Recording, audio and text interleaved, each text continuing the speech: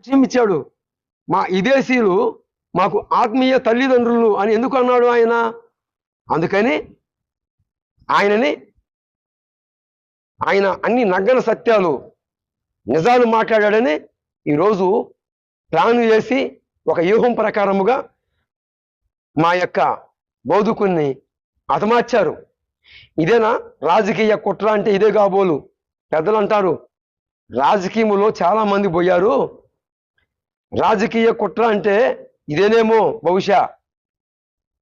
మరలా మా యొక్క బోధకుడు, ఆయనకి ఎలాంటి బ్యాడ్ అలవాట్లు లేవు, కానీ సారా దాగి చనిపోయాడని ఒక విచిత్రంగా ఏమండి ఒక్క మాట అండి, ఆ యొక్క ఫోటో తీసిన వాడు ఎవడు?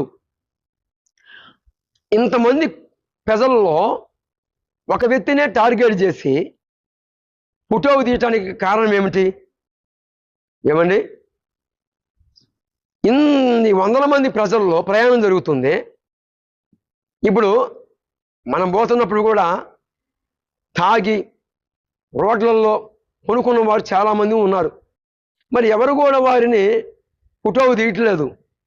నా పాయింట్ ఏంటంటే, పగడాల ప్రవీణ్ గారిని టార్గెట్ చేసి ఆయన తాగాడు అని ఇలాగా చేయటానికి కారణం ఏంటి? ఎంతోమంది ఈరోజు రోడ్లలో తాగి తిరుగుతున్నారు. మరి వారిని ఎవరిని కూడా ఫోటోలు తీయట్లేదు. కానీ ఒక పగడాల ప్రవీణ్ గారిని తాగుబోతుగా చిత్రీకరించడానికి కారణం ఏమిటి అంటే, ఏముందండి, చిన్నపిల్లగాడు కూడా అర్థమైపోతుంది. ఈరోజు ఈ రాజకీయ ఎత్తులు చేస్తున్న కుతంత్రాలు ఏంటంటే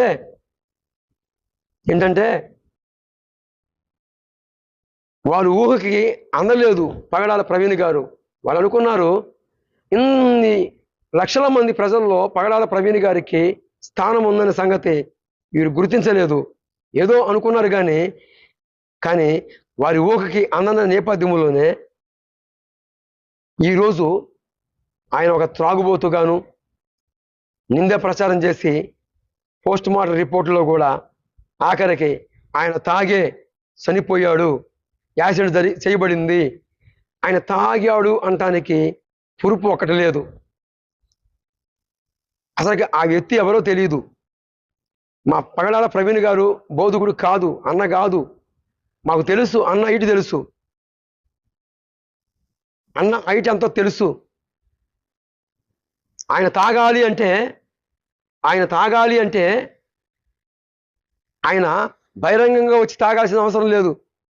సుమారు 400 కిలోమీటర్ల దూరం ప్రయాణం చేస్తున్న ఆయన ఎంత దూరం తాగుతూ వస్తాడు? ఒక ఫోటో లేదు.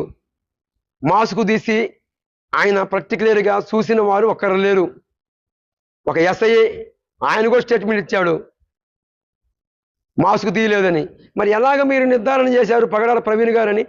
అంటే కోవూరు కోల్గేట్ దగ్గర ఆయనని తీసుకొచ్చి హతమార్చిన తర్వాత 3వ రోజు నుంచి మేము శాంతియుతంగా ధర్నాలు చేస్తూ ఉంటే, ఇక ఒక వ్యూహం ప్రకారముగా సీసీ కెమెరాలో ఉన్న ఫోటోని క్రియేటర్ చేసి, వీడు ఎవడండి హైదరాబాద్ నుంచి మరి పగడాల ప్రవీణ్ గారు వీడు ఎక్కడి నుంచి వస్తున్నాడు? వీడు ప్రతి బార్ షాపులో 250 సీసీ కెమెరాలు, వీడు ప్రతి బార్ షాపులో వీడు ఉన్నాడు. వీడిని మా బోధకుని చేశారు. వీడు ఎవడు అసలుకి? వాని పట్ల మీకు ఎలాంటి రెస్పాన్సిబిలిటీ లేదు. వాడు ఎందుకు 250 కిలోమీటర్లు 250 సీసీ కెమెరాలు పడ్డాడు? ఏంటి కారణం ఏమిటి?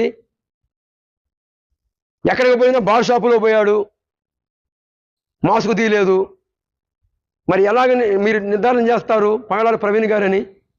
మేము న్యాయం కోరితే మా మీద కేసులు పెట్టాలి, మమ్మల్ని అరెస్ట్ చేయాలి, మా దైవజనుల్ని అరెస్ట్ చేయాలి.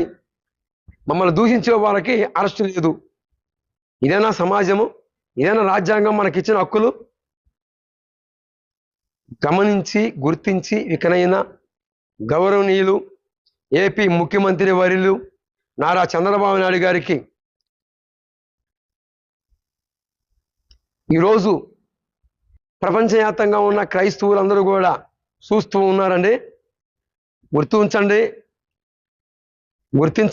గుర్తు పెట్టుకుంటే చాలు. ప్రజల యొక్క మొర గుర్తుపెట్టుకొని న్యాయమైన పోస్ట్ మార్టం వస్తే చాలు.